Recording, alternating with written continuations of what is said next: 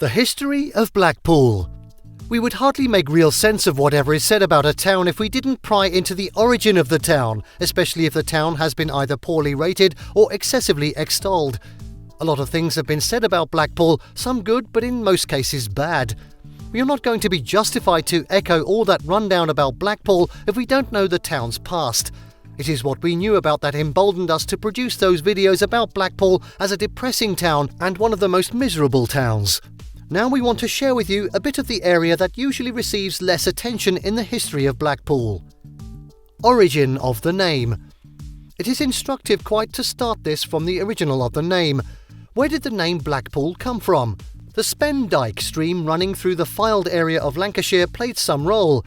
Its water, having been discolored by peat, flowed through this area from Marton Mere and Moss to the sea near the area now known as Manchester Square.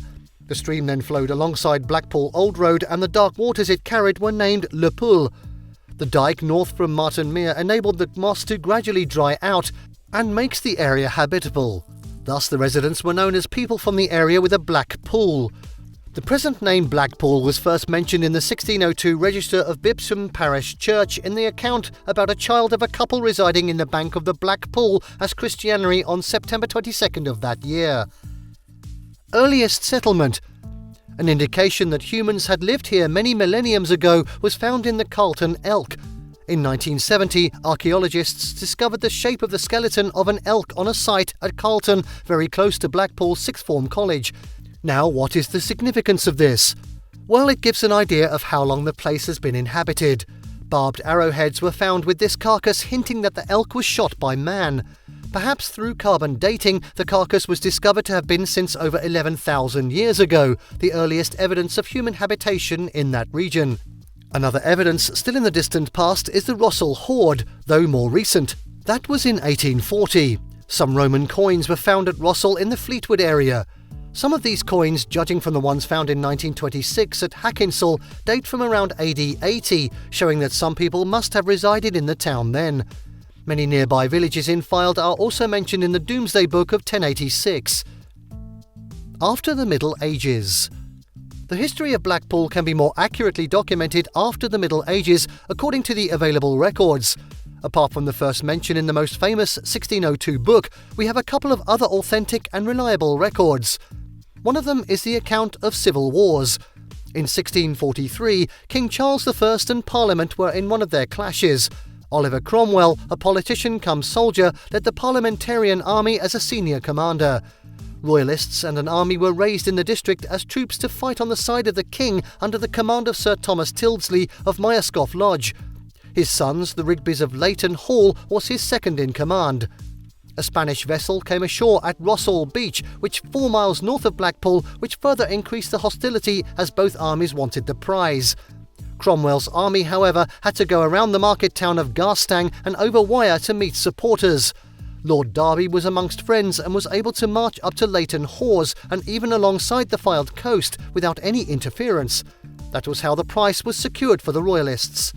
King Charles II, after the death of Cromwell and after being restored, made lavish promises to those who suffered while supporting his father.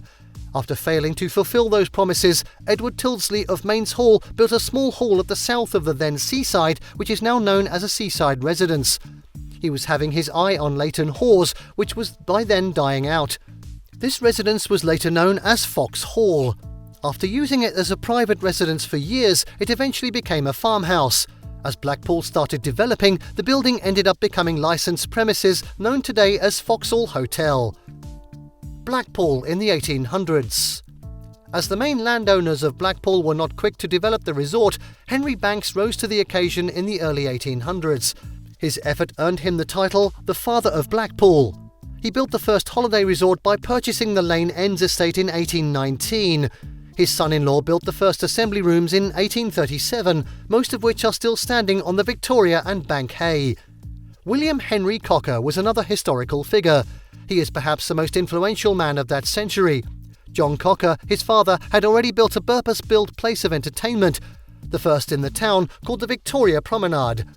After marrying the daughter of Henry Banks in 1851, the prominent landowner mentioned earlier, who is the father of Blackpool, Henry Cocker, bought Bank Hay House located at the top of Victoria Street. After inheriting all of his in-laws' valuable land and buildings, William became a general practitioner.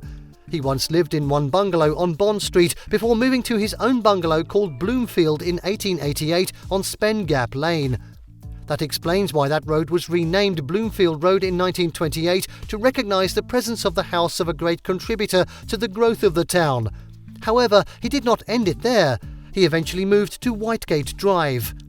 Some of the other milestones in the history of Blackpool in the 19th century include the advent of the railways in the 1840s, the growth of entertainment in the 1860s, which brought the establishment of about one or two more piers, the beginnings of the Tower and Winter Gardens, the receipt of the Charter of Incorporation of Blackpool, and the start of electric lighting in the 1870s. The arrival of the tramway in the 1880s, the emergence of the Opera House, the Tower, the South Pier, the Grand Theatre and the Pleasure Beach in the 1890s. Blackpool in the 20th century. Most of what make the modern Blackpool were part of the developments of the 20th century. A prime example is the completion of the Blackpool Town Hall and other structures in 1900. In 1901, the first musical festival was held. The year also witnessed the opening of the Marton Tramway. That was the year the town's population reached 47,000. In 1904, Blackpool received the status of county borough and the Grand Theatre was built. The following year, Promenade was widened to the South Shore. The Grundy Art Gallery was built in 1911. The same year, the Carnegie Free Library in the Grundy Art Gallery, located on Queen Street, was opened for use. In 1912, Blackpool illuminations were first switched on. That same year, Princess Louise, the daughter of Queen Victoria, visited Blackpool and opened the new Princess Parade. In 1923, the first Blackpool Carnival was held, the South Shore Open Air Bath was opened, and Lieutenant Colonel Mayor was elected Parliament member. There was a general strike in 1926, the year marked as the Blackpool Jubilee year. That was the year Stanley Park opened. It also witnessed the construction of St Mark's Church, Leighton, and New Baptist Church. The Blackpool Technical College was opened in 1938, the same year Talbot Road Bus Station and Car Park opened. Blackpool Zoo, a 32-acre zoo owned by Parque Reunidos, was opened in 1972. It currently houses over 1,350 animals and species from all over the world.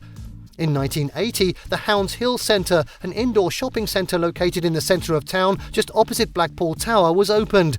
The Sandcastle Water Park, an indoor water park constructed in an 84-degree Fahrenheit tropical climate located at South Beach, was built in 1986.